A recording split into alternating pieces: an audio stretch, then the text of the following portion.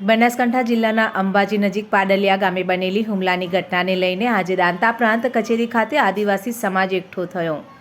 દાંતા ધારાસભ્ય કાંતિ ખરાડી સહિત બનાસકાંઠાના કોંગ્રેસ સાંસદ જ્ઞાનીબેન ઠાકોર અને જિલ્લા કોંગ્રેસ આગેવાનોની ઉપસ્થિતિમાં ધારણા પ્રદર્શન કાર્યક્રમ યોજાયો અને તે બાદ પ્રાંત અધિકારીને આવેદનપત્ર પાઠવી આદિવાસી સમાજને ન્યાયની માંગ કરાઈ છે।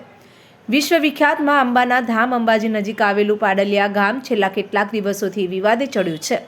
13 ડિસેમ્બરનો એ દિવસ ફોરેસ્ટ વિભાગની ટીમ પોલીસ પ્રોટેક્શન સાથે પાડલિયા ગામના જંગલ વિસ્તારમાં પ્લાન્ટેશન માટે પહોંચી અને ત્યાં તંત્ર અને આદિવાસી સમાજના લોકો વચ્ચે થયેલી તકરારે હિંસાનું સ્વરૂપ ધારણ કર્યું।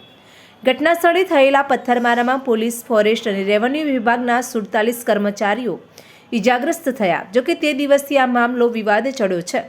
છેલ્લા 3 દિવસથી પાડલિયા ગામના આદિવાસી સમાજના આગેવાનો એકઠા થઈ ન્યાયની માંગ કરી રહ્યા છે।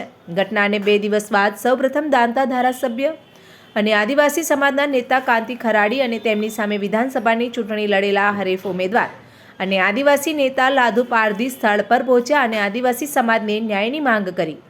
તો તે બાદ ગઈકાલે આદિવાસી સમાજના નેતા અને ડેડિયાપાડાના ધારાસભ્ય ચૈતર વસાવા પાડલિયા ગામની મુલાકાતે પહોંચ્યા।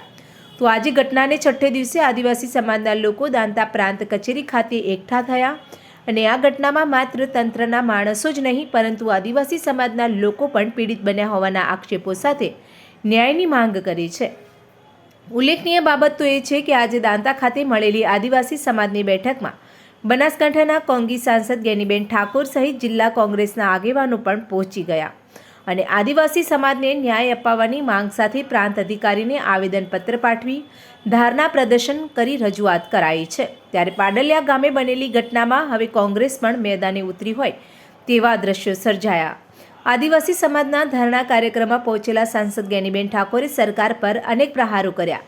જ્ઞાનીબેને કહ્યું કે રાજા રજવાડાઓ અને અનેક પ્રશાસનો બદલાઈ ગયા પરંતુ આદિવાસીઓના અધિકાર ક્યારે કોઈએ છીનવવા માટેનો પ્રયાસ નથી કર્યો। તો આજે જ પાડલિયા ગામની ઘટનાને લઈને જ્ઞાનીબેને કહ્યું કે જે મહિલાનું મકાન તોડાયું છે, જે મહિલાની જમીન ખોદી છે તેમની પણ ફરિયાદ દાખલ કરવામાં આવે અને ન્યાય આપવામાં આવે। તો સાથે જ જ્ઞાનીબેને કહ્યું કે આદિવાસી સમાજની લડતમાં કોંગ્રેસ હંમેશા તેમની સાથે છે।